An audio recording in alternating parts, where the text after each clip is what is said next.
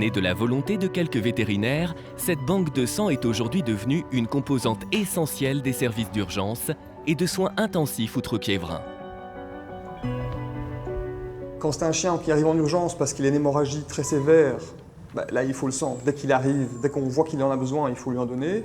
Que ce soit un chien en chirurgie qui commence à saigner beaucoup, qu'on n'avait pas prévu qu'il saigne à ce point-là, de nouveau, il faut que le sang soit disponible tout de suite. Et de nouveau, s'il faut appeler, vous êtes disponible? Non. On a toute une liste de candidats, ça prend du temps et on perd facilement des heures, quoi. Alors que si le sang est disponible de notre banque, on prend le sang, ça va très très vite, quoi.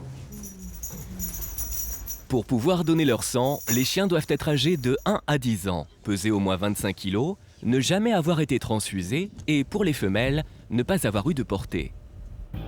Avec une trentaine de donneurs, la banque de sang de l'Université de Liège réussit à pallier quotidiennement de nombreuses situations critiques. Hémorragie violente lors de chirurgie, intoxication à la mort au rat ou encore maladie auto-immune détruisant les globules rouges. La transfusion sanguine est dans certains cas l'unique recours.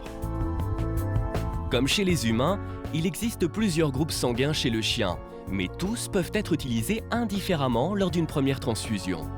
Toutefois, le sang d'un chien ne peut pas être transfusé à un chat. Et une banque de sang pour chat est actuellement inenvisageable, car les poches utilisées proviennent de la médecine humaine. Elles sont bien trop grandes pour être remplies par le sang d'un si petit animal.